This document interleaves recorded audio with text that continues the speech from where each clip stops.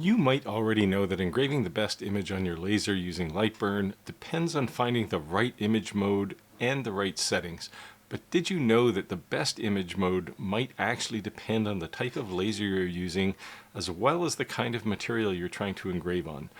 I wanted to find these things out, so in this video I'm going to engrave all 10 image modes available in Lightburn to find out which ones really stand out in any situation. So come along on this journey and we can learn together and see what Lightburn can do for us along with our laser and our material. So let's get started. Hey, Steve here. So here's a scenario. You have an image. Now it could be a vector image of maybe a comic book character or something, or it could be a photograph of, say, your favorite good old Uncle Joe.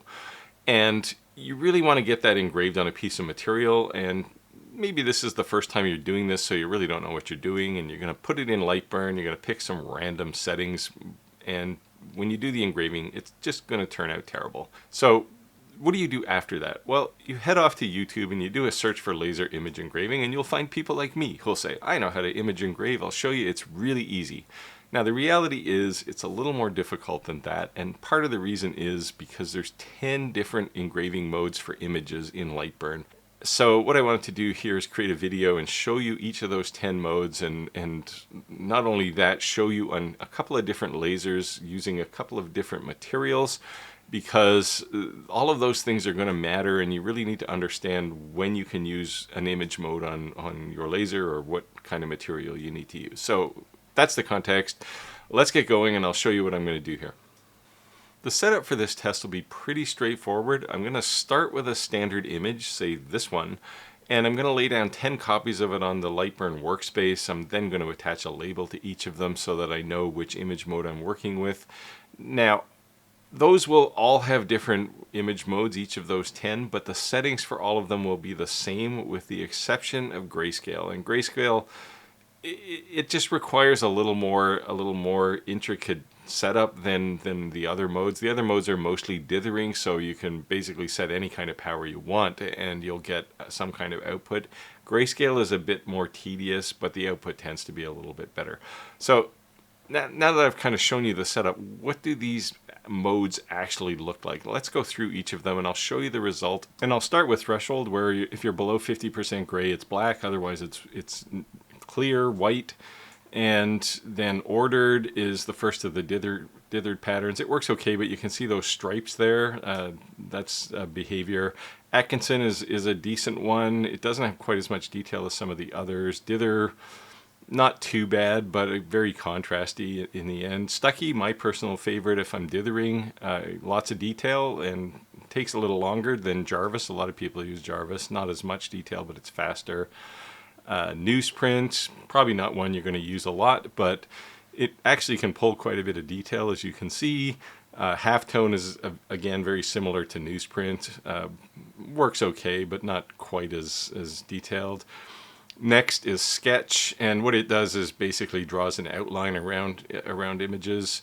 And finally, grayscale, which I think is the go-to if your laser supports it. And let me bring up the full material here where I engraved all 10 of these thumbnails, and just so you can see them side by side, you can look at these and compare them to see which one of these is best for you.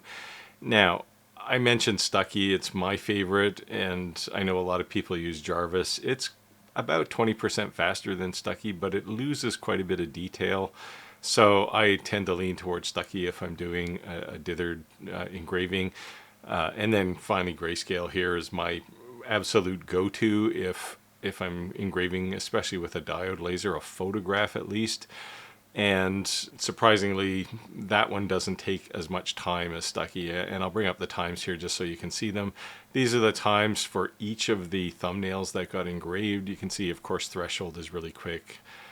Surprisingly, Stucky is the longest one, not by much, but it's enough that it's an impact, certainly compared to Jarvis, which is, again, about 20% faster. And then grayscale is roughly the same time as Stucky. And that's a good segue into a few issues you're going to run into when you're starting out your journey with image engraving. Now, so far I've only talked about photographs, but now I brought up this image that's actually just a vector drawing, and it's this laser guy I've used in a couple of other videos. And I've engraved it twice. The first image, the one on the left, is done with threshold, and that makes sense because this image is really only black and white. There's no gray elements here. And the second image I did with grayscale, and they both came out. Now the threshold I probably hit a little hard. I could have used a little less power here, but you can see the output looks very similar. The difference here is engraving time. Because I'm on the right hand side, I'm using a whole bunch of algorithmic calculations to determine gray levels and things, and there aren't actually any. I'm just wasting calculation time. So by contrast, the threshold one, it knows something's either black or white. There's no in between. And as a result, the threshold image took about 2 minutes and 48 seconds to engrave, and the same image with grayscale took almost 5 minutes. And that's the real difference here. So the important message here is understand what kind of image you have and cater the image mode that you're going to use in Lightburn to that image. So don't use grayscale all the time just because it's cool. Use the threshold in a case like this. The second issue you're going to run into is just one with materials themselves. It's easy to assume that a laser can work with all materials, and that's just not the case. We all know that diode lasers don't work with acrylic very well. But in this case, I brought up a material here called lamicoid. It's basically like an acrylic, but it's got 2 layers on it. There's a black layer, in this case black layer on top, and when you engrave this, it engraves the black layer and leaves the white underneath. Now, I took this and I engraved 2 images on it. One was grayscale, which we assume works great with diode lasers, and one was Stucky. And I did this 3 times. So think of it as too little power, just the right amount of power, and too much power. And you can see in every single case here, the grayscale, which we assume works great with diode lasers, just does not work with this kind of material. And that's because this material is what I would refer to as a binary material. There's no in between. It's either black or white.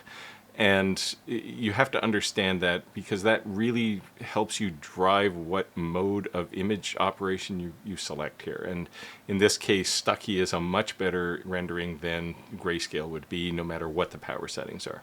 At this point, you're probably saying, well, I don't care about lamicoid. It's weird material. I'm never going to use it.